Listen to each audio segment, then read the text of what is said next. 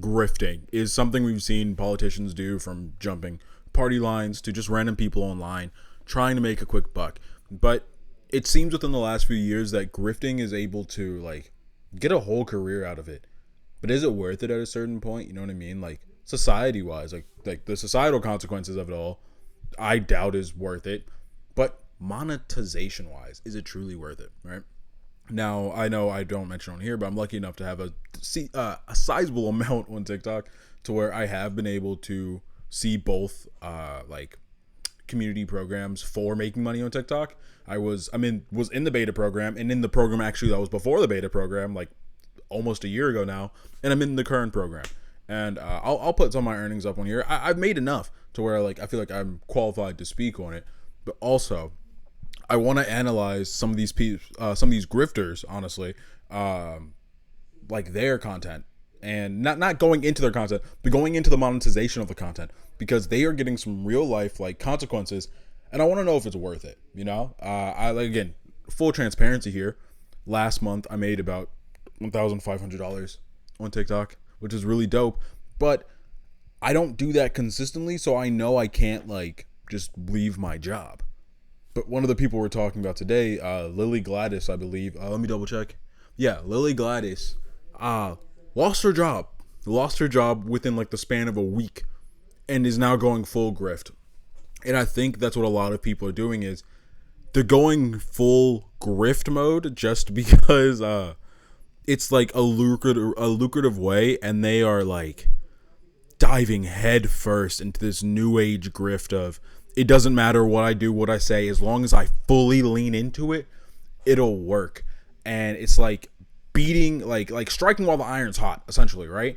But the thing is, they're burning down their entire house to consistently strike while this iron is hot, and to hopefully, you know, make sure that iron turns into gold so they can buy a new house by some weird alchemical process. But I am a state alchemist. Hold on. I could only find my Von Gola pocket watch because I'm part of the Von Gola family. If you haven't seen Hitman Reborn, please go check that out. But we're going to be breaking this down into 3 parts, all in the same video. Just 3 parts of this video, I promise. Part 1 is deep diving into the new age grift and kind of explaining what it is and how people are doing it, because I think grifting really has changed even within the last, I would say, 6 to 7 months, or even give it a year. Grifting has changed a lot. And grifting used to be a lot of I feel more strenuous, and you really had to put more time into it. Now, not as much, but we will get into that. 2, the social ramifications, and is it worth it? Prime example, Lily, a little spoiler alert for you, lost her job. So we're going to be talking about that and trying to break down the social aspects, because I don't think it's ever worth it. And then finally, we're going to be going into the money side, more specifically on TikTok, because that's what I'm more familiar with. And we'll be breaking down like the other monetization and stuff as well. But let's get into it. The new age grift. Good God, it is a cesspool. I'm hoping I'm showing some form of video or something up here. Editing DJ got this. I believe in him. But the new age grift is really just saying the most outlandish stuff, knowing it's going to upset people, and then pumping so much more in, right? Because you just want to keep funneling stuff in. The reason being, a lot of this is done through Twitter or TikTok. And on TikTok, the algorithm works where like, oh, if you like one video and it's like by this person that grifts or whatnot, there's a good chance you're going to see another video, and you might be upset. You might get tricked. And so you'll comment, and then you'll keep seeing their stuff. But with TikTok, a lot of people's stuff are unavoidable. If you stay for about 5 seconds, that's a ding, and they got your view. You gave them your view. And a lot of the outlandish stuff they say is in the beginning, or what we see with Lily Gladys is that a lot of the stuff that she does towards the middle / end of her videos. But because she's already so infamous, again, she's been doing this for what, maybe 2 weeks? Maybe. I have no concept of time. Dyschronometria. You love to see it. But I do believe it's been relatively recent.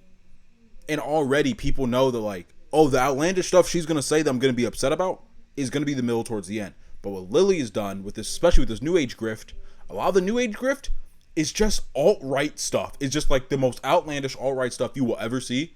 You say that because you'll get 2 groups of people. You get people who are like, that's whack. Dog, I don't know what you're talking about, what you're smoking. Leave it alone, right? You got that.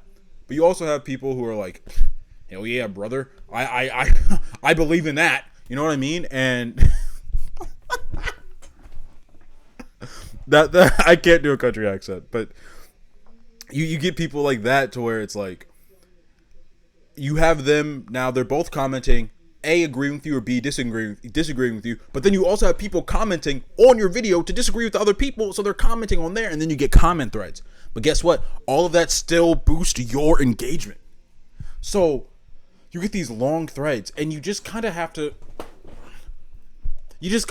hope that like you're gonna get enough like rage bait. And with Lily, obviously she said the N-word and everything like that, but she also said a lot of more like inflammatory like political stuff, and like I feel like almost any minority is catching a stray in her way.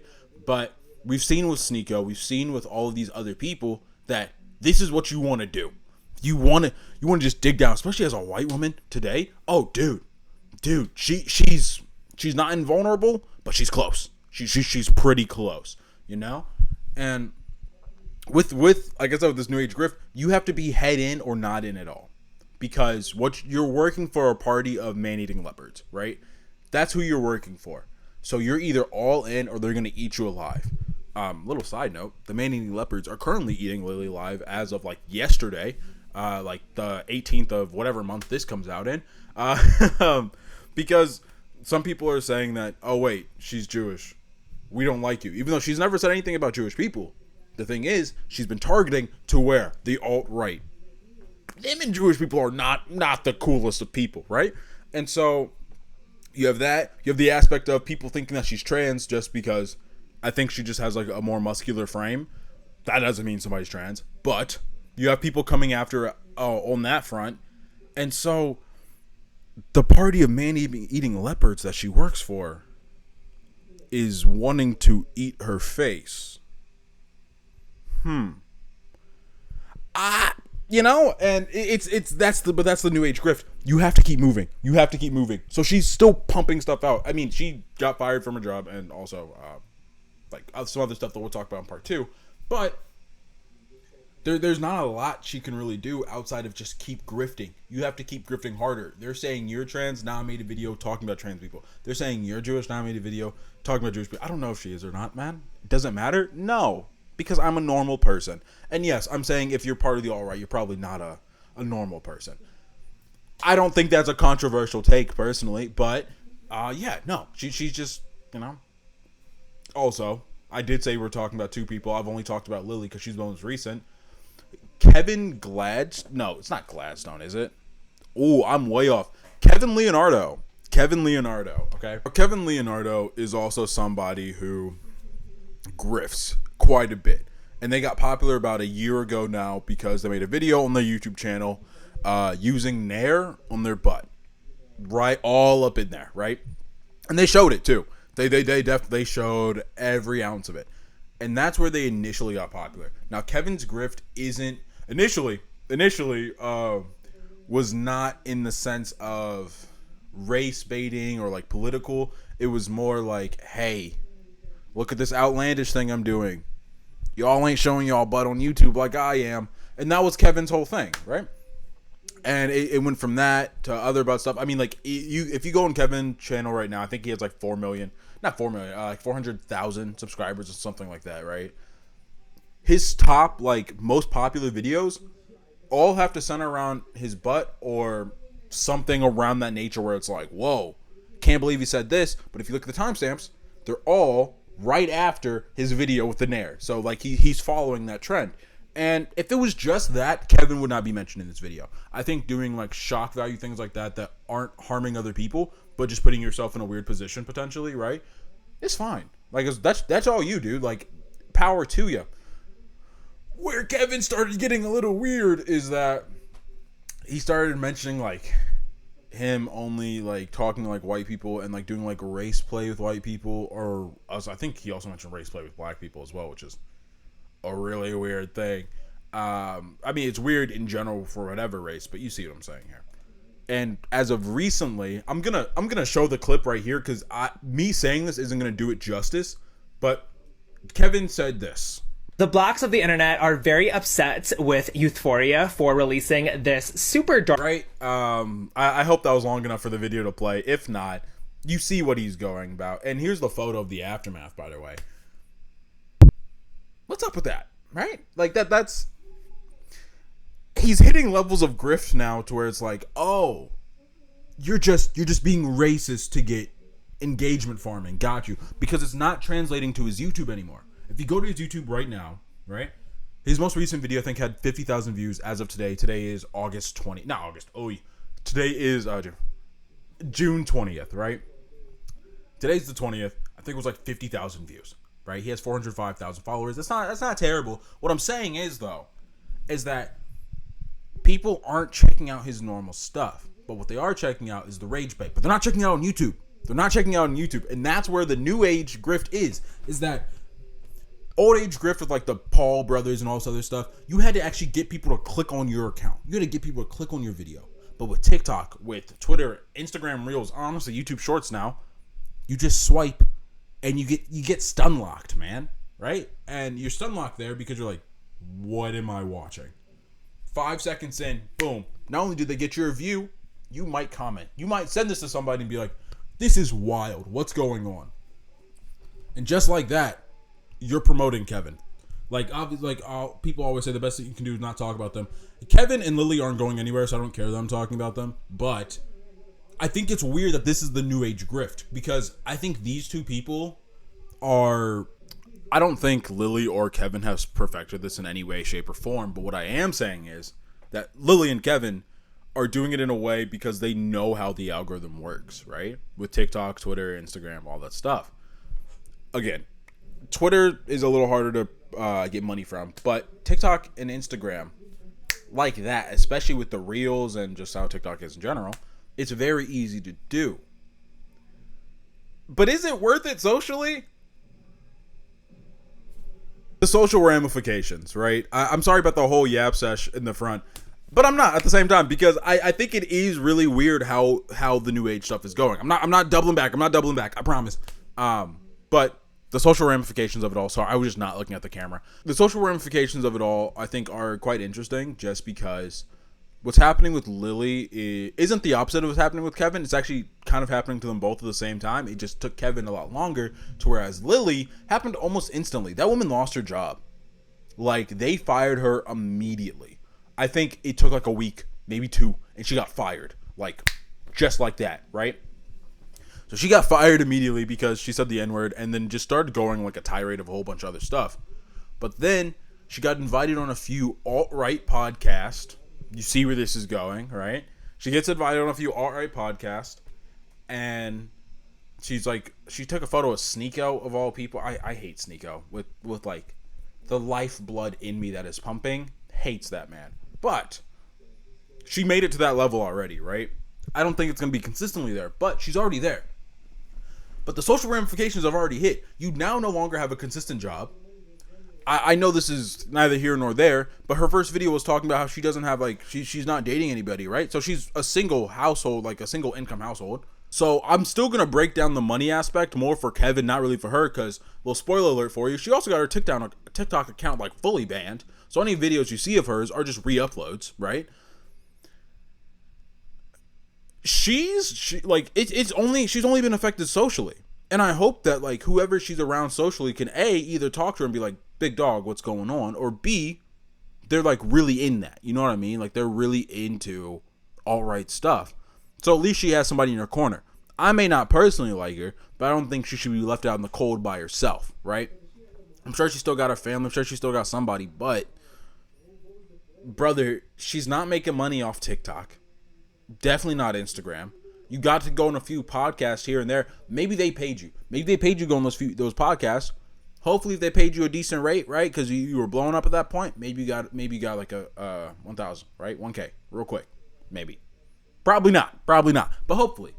And Kevin's perspective, though, that boy was doing good up until about 2 weeks, because that's when he really started leaning in. He did blackface, right? Yeah, I showed you the photo. He did blackface, but he started really leaning into the blackface. He had a photo of him up with a silver do-rag. I hope I can find a photo of that. I don't know what that was about. He changed that real quick, by the way. There's another TikToker that made a video about him. He changed that real quick. As he should have. But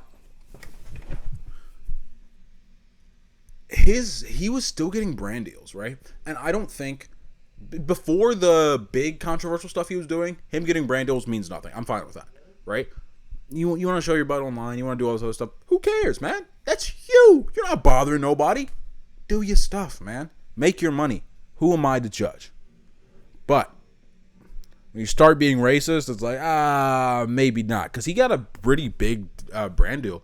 If I remember correctly, it was Dawn. Hopefully I can have a photo or something up here about that. If I'm incorrect, I'll put it somewhere and say what brand deal it was. But I'm pretty sure he had a Dawn brand deal.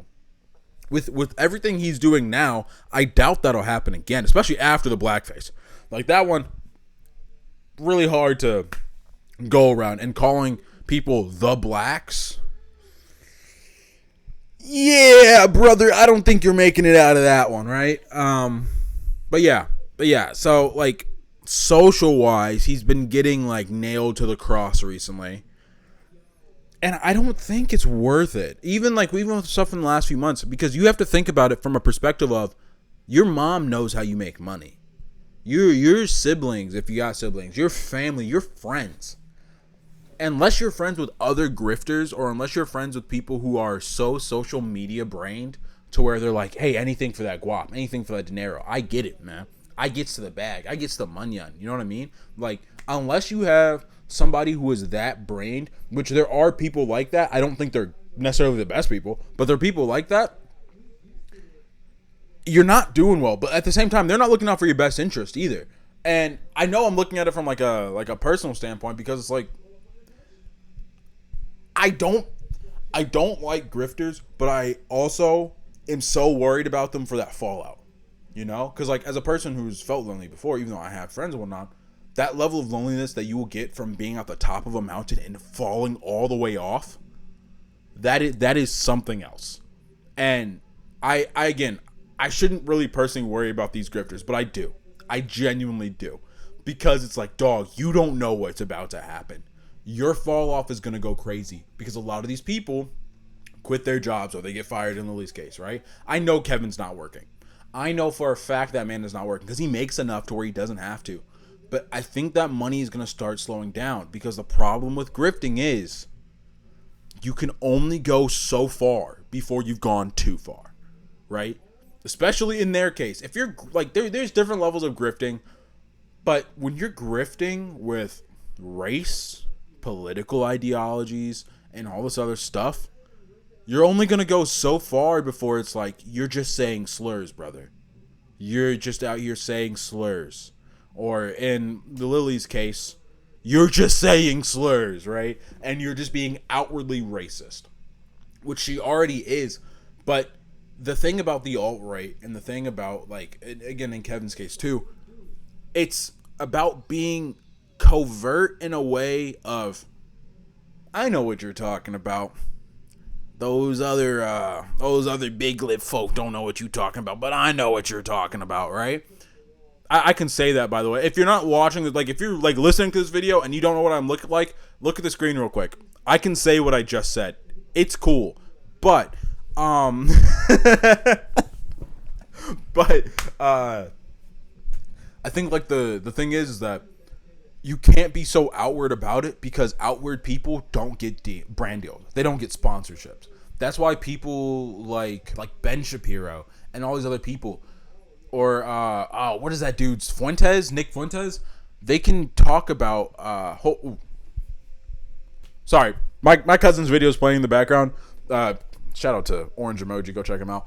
I just had to make sure it was still his video playing and not like some random show. Either way, the biggest thing with them is that they are racist, but they're racist in a way to where they have plausible deniability and they're not a full brand risk. Nick Fuentes probably is, but Ben Shapiro does it in such a way to where he's not fully a brand risk anymore. He still gets pretty big brand deals, right? So when you have stuff like that to where your biggest thing is shock value. At the end of the day, you can only go so far before brands say no. And if brands say no, collaborators will say no, because if you collab with me, I'm losing brand deals. So now, the biggest thing you're doing is like, I don't know, man, filming videos with somebody on a random podcast that's probably has a setup just like mine. Somebody who just got a new mic. You guys liking the new mic? I'm liking the new mic. But somebody who just got a new mic. Somebody who just like in their room or wherever. And that's where you're confined to because you're now a brand risk, right? I got off on a little weird tangent there, but I hope that's making sense. I hope you guys are getting what I'm putting down. Okay, part 3. So we're going to be talking about the finances of Kevin Leonardo and Lily. The thing is, especially for Kevin, I'll have a video up here somewhere where I'm just like kind of scrolling through his TikTok right now. He's not making a lot on TikTok. And I'm going to click on some of these videos and you're going to see that he's only getting a lot of views when he's getting like really controversial things in the beginning or just saying some really outlandish stuff. But the thing with TikTok views when it comes to the creative program is you can have views and then there's qualified views. Now with qualified views, you're going to have stuff to where it's like, if somebody's kind of on there and not really engaging with it, it may not be a qualified view. You get the view, so you get the engagement, so your post is going to be shown more, but it doesn't have to be a qualified view. And what TikTok does is they keep their, like, what counts as a qualified view pretty under wraps. Like, you can search it up on the app, and they'll give you, like, a little vague description of it, but there's sometimes where even like with my own stuff I've seen where I'm like, that should be a qualified view, but it's not. Or to where like I'll have almost 100,000 views, but only 30,000 are qualified views. So with that being said, there's quite a lot of Kevin Leonardo videos where I believe he's getting a lot of views, but not a lot of qualified views. Meaning he's not making a lot of money through TikTok. Even I think his second most recent video that like when I'm scrolling you'll probably have seen it already, I think has about 150,000 views or even more than that I believe, but only 500 likes. That's a lot of views that are definitely not going to be qualified. Doesn't mean every view you need a like to get qualified views, but there's a real good chance people are only seeing it because of that outlandish first second and then scrolling away, right? Same thing with his YouTube channel.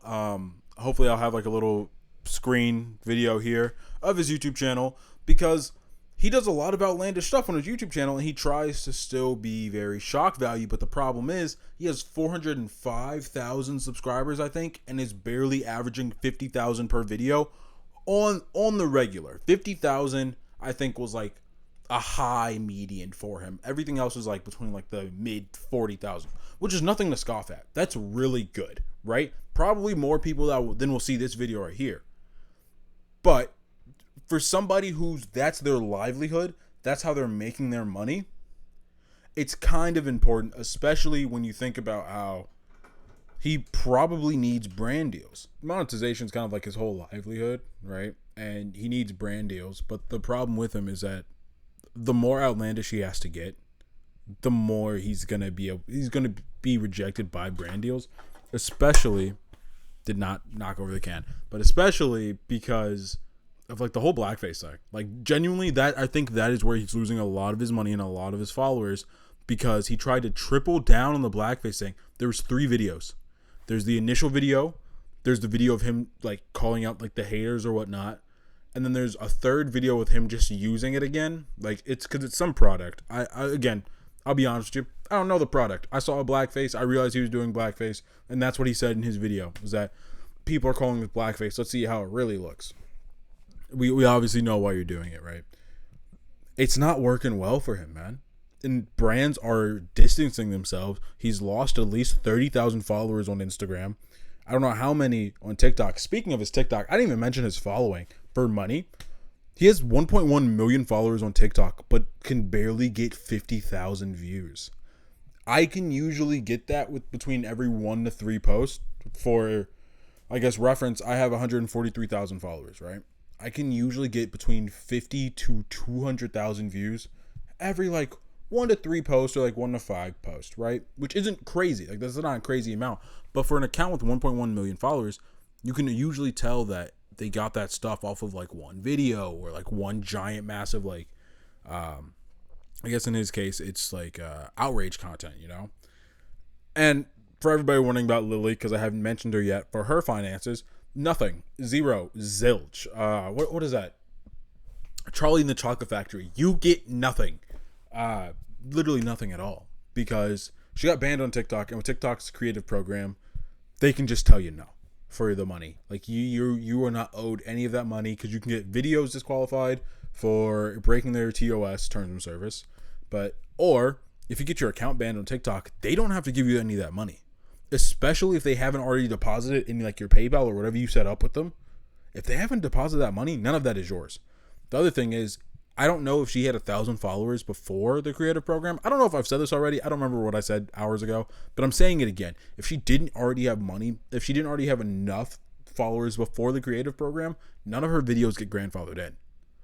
So she might have been screwed from the get-go, and this really could have just been trying to get to the alt-right, but she has speed run this to the point to where not only did she make it to the alt-right, she's now being effectively kicked out of the alt-right because they either think she's a trans woman or that she's Jewish. And she's been trying to double down, so she started attacking the trans community a little bit with like one video. And she hasn't really talked about the Jewish thing. Like, she tried to denounce it and then not really. She pulled back on it. I don't know, man. But I'm also not going to see what a grifter does. You know what I mean? Because the ultimate form of a grifter and like what we're seeing from these two, and the ultimate, like the end goal of a grifter is you're going to become the gay frogs, dude. Do you know what I'm talking about? He's the dude. You know what? No. I'm going to search up his name.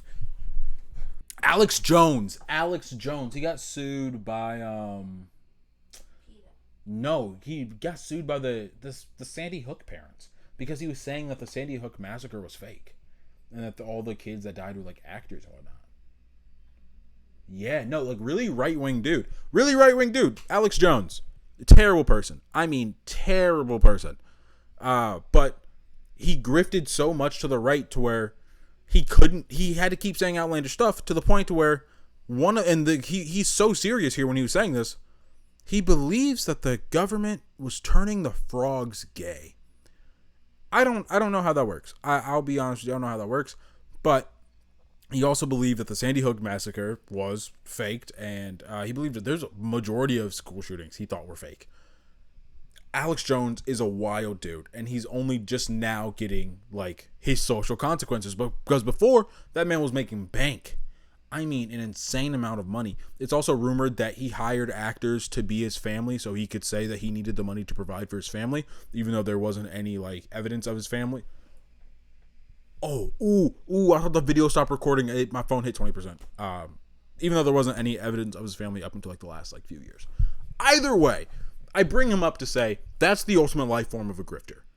You only live so long enough as a grifter until you either quit or become Alex Jones. And I don't think I want to be Alex Jones. So don't be a grifter. I'm not a grifter. You are probably hopefully not a grifter. Unless you want to be Alex Jones. And in that case, like go kiss a frog or something. I think that'll help. Thank you for watching the video. I plan to have a little more production stuff. I'm trying to get a green screen. Hopefully this editing looks a little better. I've been watching some editing videos on the software I use. Also, does the mic help? I think it does, because the first half of this video, my cousin was watching TV in the front room and nobody could hear it, like through the mic, which is dope, because I could hear his TV loud and clear from right here. So there's that. Also, to the person that kept commenting about the smoke detector, it's not mine. My door is open. It's my cousin's all the way in his room. That is a grown adult. I'm not changing his smoke detector. It's just going to beep. Mine doesn't beep, though, because I put batteries in mine.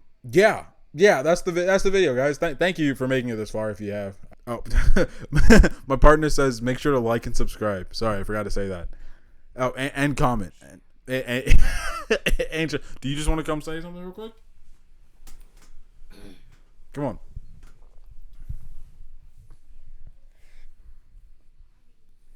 Go ahead.